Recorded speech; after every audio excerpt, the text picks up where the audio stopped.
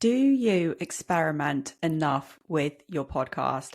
That is the question that we are going to be discussing with Adam from Podcasting Business School on today's episode of the Lazy Girl's Guide to Podcasting. Because as we discuss, I don't think enough people take enough risks with their show. It is so easy to slog along with whatever it is you're doing. You think it works, you're worried, maybe your show isn't growing and you're worried about that. Or maybe it is growing and you just want to try something new, but you're maybe too scared to. In this episode, Adam and I have sat down and we discuss all about experimenting with your podcast. And Adam gives some amazing tips as to just one thing that you could do, one experiment that you could run, which could really take the monetization of your podcast, assuming that you're monetizing your podcast, but could really take the monetization of your podcast to the next level. Enjoy. This podcast is, I don't think people experiment enough with their shows. What do you think? I love it. And I experiment to a fault where, like, this year, I have a lot of service providers that listen to my show, and I'm telling them all, I'm like, your only call to action, if you have a program, product, or service, I would do every episode this year, intro and outro, send people to a discovery call, and just do that. And you will make more money than you've ever made in podcasting. And they're like, why don't you do it, Adams? I'm like, I'm doing this experiment on this other thing that I have to see if this other thing works or not. So like, I'm not always doing that, but I experiment a lot just with my content, with my calls to action, with the cadence of my content. Like sometimes I'll do workshop weeks. So instead of 2 episodes, I'll drop 5 episodes in 1 week and focus on doing a little mini workshop. I do a lot of audience audio clip experimentation with testimonials or open Q&A stuff. But yeah, I feel like the big fear that we all have is we'll put out one piece of content and everybody hates it and they unsubscribe. And that's just not the case. Podcast listeners are just most of us. It's just we have to think in our own shoes and go, how many podcasts have you unsubscribed to because of one bad episode? Probably none. We just skip that episode and hope for a better one the next one. Or maybe they look at the episode title and they're like, not for me. I'm not even going to start listening to that. So be fearless, because you can come up with some cool stuff. I had one of my clients, he's got an ADHD podcast, and he's very conscious that he can't have really long episodes because of his audience.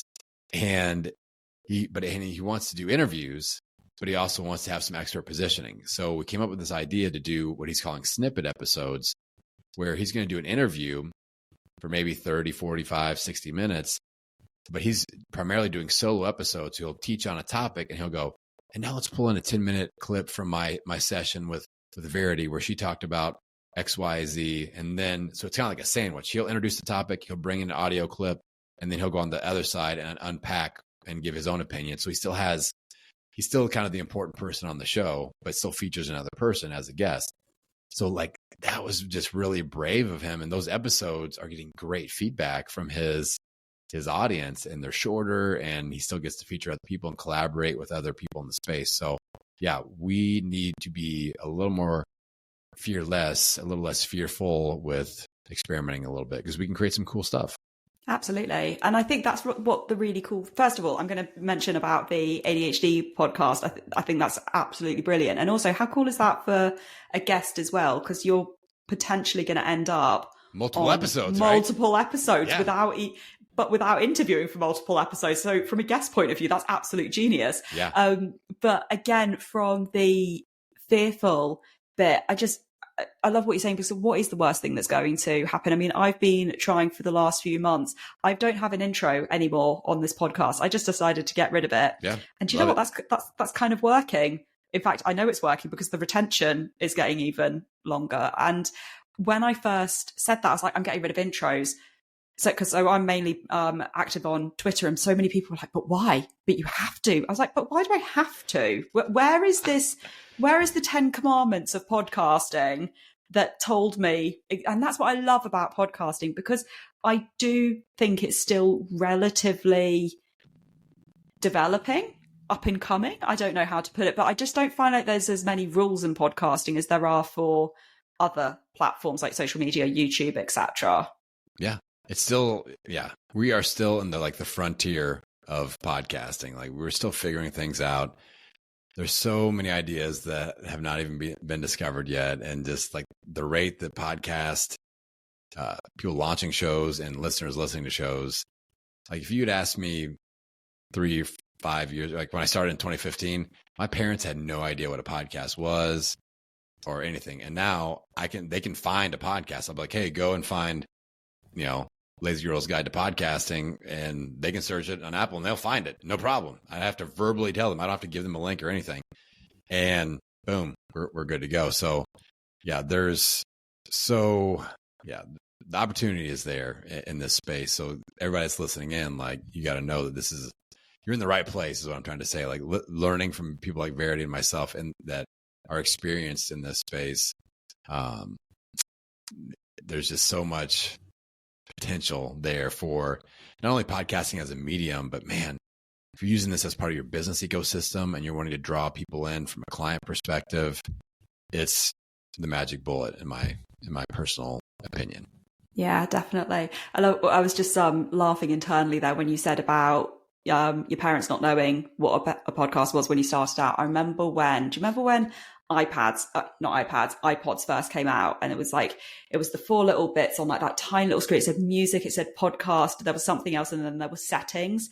And I remember when iPods came out, and there was this one girl at school, she was called Alicia, bless her, and she had this iPod, and everyone was like, oh my God, this is the coolest thing ever. And then we all looked at this thing which said podcast, and we were like, what the heck is a podcast? We were just like, what is this? It was just such a weird thing. And I remember once I found out actually what it was, just thinking to myself, this is never going to catch on. Like, you can listen to millions of songs on your iPod. Who's going to listen to somebody just sitting down and talking? We've got the radio for that. And then fast forward how many years, all I do is talk about podcasting. So clearly I am not the one for picking up on trends, but it shows how much podcasting has evolved and become much more mainstream as well. Yeah. I mean, I remember that exact time. And that's when I owned a fitness facility. And the guy that did my website, he's like, you should do this thing. He didn't even tell me what it was, but you should record some audio and we'll put it on your website. But he was also putting it out as a podcast. And this is like 2009. And he would tell me, like, yeah, people are listening from all over the world. I'm like, oh, cool. How does that even work? Like, it's so weird. And then even today, like, I tell people that I'm a full-time podcaster, and there are 2 reactions right today. Question one, are you famous? Question 2, are you homeless? Like that. Those are the only 2 things. It's either you're either successful or you're not. It's either you're Amy Porterfield, Lewis Howes, or you're Wayne's World. You're Wayne and Garth from Wayne's World, and you live in your parents' basement. So like, people don't know what to expect of me. Like, we moved to a new town, and my son's playing basketball, and I meet the other parents. Oh, what do you do? Oh, I'm a full-time podcaster. Really? Like, it's just like, do we invite him around for dinner or not? Do we befriend his children? Yes. Does my child go for a play date at his house? Yeah. Still figuring that one. Yeah. So it's still pretty interesting, but we're gaining momentum in the space for sure. Yeah, definitely. After listening to that discussion, I would like you to ask yourself, do you experiment enough with your podcasting? That could be in terms of format, types of guests that you get on, questions that you ask your guests, the topics that you cover, whatever it is, whatever experimentation means to you. It could be about marketing your podcast, how you promote it. Do you experiment enough with your podcast? And if the answer is no, I'd like you to really consider why that is. Is it because you're scared of a potential outcome? Are you scared of maybe losing all of your listeners, which is very, very unlikely to happen? But what is it that is holding you back from experimenting and trying something that could actually potentially take your podcasting to the next level? So I'd really love you to consider that if you enjoyed this episode, which I hope you did, I would love it if you could leave it a 5-star review. You don't have to leave any words. I realize leaving words takes longer than just hitting the 5-star button. So if you could hit the 5 stars on whichever podcast platform you are listening on, I would hugely appreciate it. Otherwise, I'm Verity. This has been another episode of the Lazy Girl's Guide to Podcasting. Happy podcasting, and I will see you next episode. Hey, wait, don't go just yet. If you are still waiting to hit that 1,000 download milestone and beyond, remember the Lazy Pod Club is where podcast dreams come to life. Visit veritysongcon.com/membership, and I cannot wait to see you on the inside.